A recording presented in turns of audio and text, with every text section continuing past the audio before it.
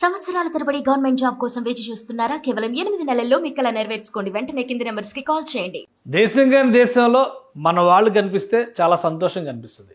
అంటే మన భాషే మాట్లాడే వాళ్ళు కనిపిస్తే ఇంకా ఆనందం కలిగిస్తుంది. ఇప్పుడు దేశద్రోహం కేసులో ఇరుక్కున్నటువంటి జ్యోతి మల్హోత్రా ఆమె పాకిస్తాన్లో చేసిన వీడియోల్లో మన భాష కనిపిస్తే, అంటే తెలుగు భాష వినిపిస్తే అదొక ఆసక్తికరమైనటువంటి అంశంగా మారుతుంది. జ్యోతి మల్హోత్రా 4-5 సార్లు పాకిస్తాన్లో పర్యటించారు. పాకిస్తాన్కి సంబంధించినటువంటి అనేక ప్రదేశాలపైన వీడియోలు చేస్తూ ఒక ట్రావెల్ బ్లాగర్ కింద తనను తను పోర్ట్రే చేసుకునేటువంటి ప్రయత్నం చేశారు.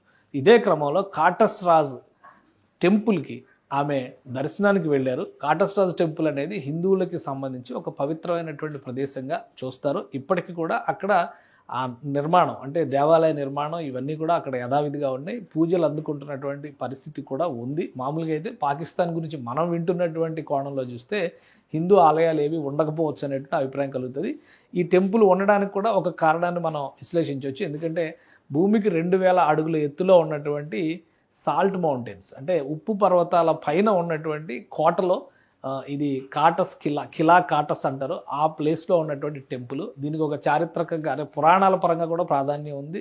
శివుడి కంటి నీటి బొట్టు పడిన ప్రాంతం వల్ల అక్కడ ఒక సరస్సు ఏర్పడింది. ఆ సరస్సునే పూజిస్తారు. అలానే మన హిమాలయాల్లో మరొకటి పుష్కర్ వద్ద ఒక సరస్సు ఉంది. ఇవి రెండు కూడా శివుడి కంటి నుంచి రాలినటువంటి నీటి చుక్కల వలన పుట్టినటువంటి సరస్సులు అంటారు. సో ఒక పవిత్రమైనటువంటి ప్రదేశం, భారతంలో ప్రత్యేకత ఉంది. అలానే సింధు నాగరికతకు సంబంధించినటువంటి అవశేషాలు ఉన్నాయి. ఇక్కడ ఎన్నో ప్రత్యేకతలు ఉన్నటువంటి ప్రాంతం. ఆ ప్రాంతానికి దర్శనానికి వెళ్ళినప్పుడు జ్యోతి మల్హోత్రా చేసినటువంటి వీడియోలు, అలానే ఆమె చూపించినటువంటి దృశ్యాలు ఇవన్నీ కూడా అందరినీ ఆకట్టుకున్నాయి. అక్కడ టెంపుల్ గురికి సంబంధించినటువంటి చరిత్రను తెలుసుకునేటువంటి క్రమంలో పాకిస్తాన్లో ఇంకా హిందూ దేవాలయాలు ఉన్నాయి. ఎందుకంటే 70 ఏళ్ల పైన అయింది కదా ఈ వీడియో చేసి, లాస్ట్ ఇయరే చేసింది. సో ఇవన్నీ చూసినప్పుడు చాలామందికి అదొక రకమైనటువంటి అనుభూతి కలిగేటువంటి అవకాశం ఉంది. అయితే ఇప్పుడు ఈ వీడియోస్ అన్ని స్క్రూటినీ చేస్తుంటే మనకి కలిగేటువంటి అనుభూతి ఏంటంటే తెలుగు భాష, తెలుగు పాట ఇందులో వినిపించడం, ధ్వనించడం అనేది ఆసక్తికరంగా మారింది. ఈ వీడియోలో ఇది కాటస్రాజ్ టెంపుల్కి సంబంధించినటువంటి ప్రాంగణం. ఇక్కడ చాలా వరుసగా ఉన్నటువంటి ఒక ఆలయాల సముదాయంగా మనం చెప్పాల్సి ఉంటుంది. ఈ ఆలయాల సముదాయంలోనే ఒక మందిరంలో తెలుగు పాట వినిపించింది. ఆ పాట అందరినీ కూడా ఆకట్టుకున్నది. పైగా ఘంటసాల భూకైలాస్ సినిమాలో పాడినటువంటి పాట. ఒకసారి ఆ పాట ఎక్కడ ప్లే అవుతుందో కరెక్ట్గా అక్కడే మనం చూద్దాము. ఏం జరిగింది, అసలు ఎందుకు ఈ పాట వచ్చింది ఇక్కడ అనేటువంటి విషయం కూడా ఆసక్తికరంగా వినిపిస్తుంది. रूप में ये पहले से, मतलब इसमें कोई छेड़छाड़ नहीं की, कोई हस्तक्षेप नहीं किया गया, उसी ओरिजिनल शेप में इस जगह को रखा गया है। अभी ये है श्री हनुमान जी का मंदिर। देखिए यहाँ की दीवारें, शिव जी भगवान की मूर्ति भी लगी है।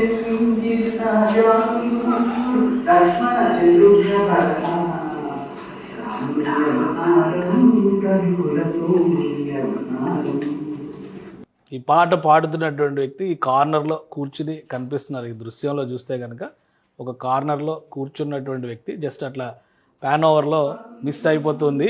షార్ట్ చూస్తే కనుక ఈ లోపలికి ఎంటర్ అవుతుంది. హనుమాన్ మందిర్ ఇది. ఈ మందిరంలోకి ఎంటర్ అవుతున్న సందర్భంలోనే ఈ పక్కన కనిపిస్తున్నటువంటి వ్యక్తి ఆయన ఈ పాట పాడుతున్నారు. ఈ కార్నర్లో ఉన్నారు. గమనిస్తే కనుక ఈ కార్నర్లో ఉన్నటువంటి వ్యక్తే ఈ పాట పాడుతున్నారు. సో తెలుగు పాట అంత దూరంలో అక్కడికి వెళ్ళి ఆయన తెలుగులో పాడేటువంటి అవకాశం ఉంటుందా? ఇప్పుడు నిఘా సంస్థలకు వస్తున్నటువంటి సందేహం కూడా ఇదే. ఎందుకంటే మామూలుగా భారతదేశంలో ఎక్కడైనా ఒక టెంపుల్ కానీ, భారతదేశంలో ఉన్నటువంటి ఏ ప్రాంతంలో అయినా తెలుగు వాళ్ళ మాటలు వినిపించాయంటే పెద్దగా ఆసక్తి, అందులో ఒక ట్విస్ట్ ఉంటుందని ఎక్స్పెక్ట్ చేయడానికి అవకాశం లేదు. ఉదాహరణకు కాశీకి వెళ్తే చాలామంది తెలుగు వాళ్ళు అక్కడ మనకి దర్శనం ఇస్తుంటారు. పాకిస్తాన్లో ఒక మారుమూల ఉన్నటువంటి ఈ మందిరంలో తెలుగు పాట, ఇది ఈ వ్యక్తి పాడుతున్నటువంటి పాట రాముని అవతారం, రవికుల సోముని అవతారం అని చెప్పని ఆయన పాట పాడుతున్నారు. ఇది భూకైలాస్ సినిమాలో పాట. అంటే భూకైలాస్ సినిమా అంటే ఒక 60-70 ఏళ్ల క్రితం వచ్చినటువంటి తెలుగు సినిమా. అప్పటి పాట అక్కడ ఉన్నటువంటి వ్యక్తి పాడుతున్నారు. సో ఈ ట్రాక్ వింటే కొంచెం విశ్వామిత్రుని వెనువెంట త్యాగం కాగలగనుగంట అంతము చేయున హర్యకు శాపం అంతము చేయున హర్యకు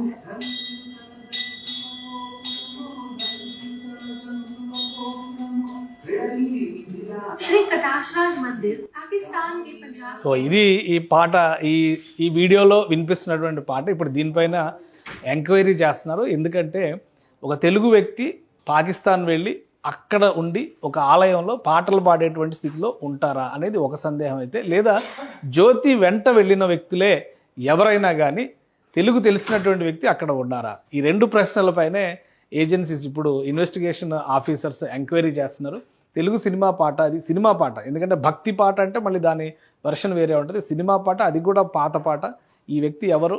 జ్యోతితో పాటు వెళ్ళినటువంటి వ్యక్తి, లేదా అక్కడ ఎవరైనా తెలుగువారు ఉన్నారా? ఇది ఖచ్చితంగా ఇంట్రెస్టింగ్ పాయింట్ అవుతుంది. ఎందుకంటే దేశ విభజన జరిగి కూడా 75-76 సంవత్సరాలు అయింది. లాస్ట్ ఇయర్ జరిగిన అంటే 1947 దగ్గర నుంచి మనం లెక్కేసుకొని చూస్తే కనుక దగ్గర ఇప్పుడు 88 సంవత్సరాల చరిత్రను మనం చూడాలి. అప్పటికి ఒకవేళ వెళ్ళిపోయి ఉంటే అక్కడ సెటిల్ అయి ఉండేటువంటి వ్యక్తులు ఉంటారా, లేదా దర్శనానికి ఎవరైనా వెళ్ళారా, తెలుగు వాళ్ళు అక్కడికి వెళ్ళేటువంటి పరిస్థితి ఉంటుంది. చాలా ప్రశ్నలు వస్తున్నాయి.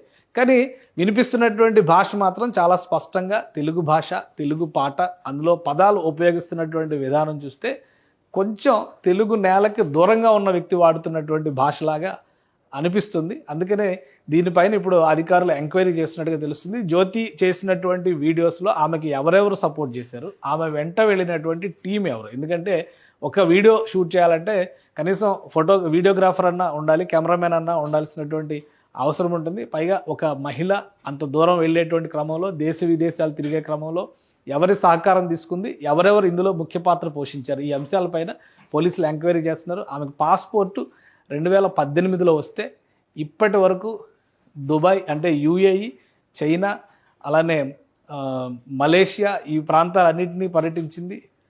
శ్రీలంక కూడా వెళ్ళినట్టుగా ఒక సమాచారం ఉంది, నేపాల్ వెళ్ళినట్టుగా సమాచారం ఉంది, పాకిస్తాన్కే 5-6 సార్లు వెళ్ళినట్టుగా చెప్తున్నారు. రీసెంట్ టైమ్స్లో బంగ్లాదేశ్ వెళ్ళడానికి ప్రణాళికను సిద్ధం చేసుకుని. అంటే ఈ పహల్గాం ఇన్సిడెంట్ ఇవన్నీ జరిగిన తర్వాత కొంత అప్రమత్తత పాటించి ఉండవచ్చు. ఎందుకంటే పహల్గాం వెళ్ళింది కూడా ఆమె ఈ సంవత్సరం జనవరిలో పహల్గాం వెళ్ళి అక్కడ వీడియో షూట్స్ చేశారు. గుల్మార్గ్ అన్ని ఏరియాస్లో కూడా అక్కడ ఉన్నటువంటి సందర్శనీయ ప్రదేశాలు అన్నింటిలో కూడా ఆమె వీడియోలు చేసింది. ఆ తర్వాత బంగ్లాదేశ్ ప్లాన్ చేసింది. బంగ్లాదేశ్లో ఉన్నటువంటి కొంతమంది కీలక వ్యక్తులతో కాంటాక్ట్లోకి వెళ్ళినట్టుగా కూడా ఇన్వెస్టిగేషన్ ఏజెన్సీస్ భావిస్తుంది. కానీ ఆమె ఇన్వెస్టిగేషన్కి మాత్రం ఏ విధంగానూ సహకరించడం లేదు. తనకు ఏమీ తెలియదు. నార్మల్గా వీడియో బ్లాగర్గా వెళ్ళి వీడియోలు చేశాను అంతవరకే. వాళ్ళు ఎవరు, వాళ్ళకి సంబంధించి అంటే ముఖ్యంగా పాకిస్తాన్ నుంచి ఎవరెవరు టచ్లో ఉన్నారో వాళ్ళకి సంబంధించిన సమాచారం కూడా తనకు తెలియదని బుకాయిస్తున్నటువంటి పరిస్థితి ప్రస్తుతం ఉంది. సో మొత్తం టోటల్ స్టోరీ అంతా కూడా ఒక కన్క్లూజన్ రావాలంటే సమగ్రమైన దర్యాప్తు రావాలని చేయాల్సినటువంటి అవసరం ఉందని కేంద్ర ప్రభుత్వం భావిస్తుంది. దాంతోపాటు ఈ తెలుగు పాట పాడినటువంటి వ్యక్తి ఎవరు, అతను ఎప్పుడు అక్కడికి వెళ్ళి ఉంటారు, అతనికి సంబంధించినటువంటి డీటెయిల్స్ ఏమైనా దొరుకుతాయా అనే అంశం పైన కూడా ఇన్వెస్టిగేషన్ ఆఫీసర్స్ ఎంక్వైరీ చేస్తున్నట్టుగా సమాచారం. సుమన్ టీవీలో మీ పర్సనల్ అండ్ బిజినెస్ ప్రమోషన్స్ కోసం కింది నెంబర్కి కాంటాక్ట్ చేయండి.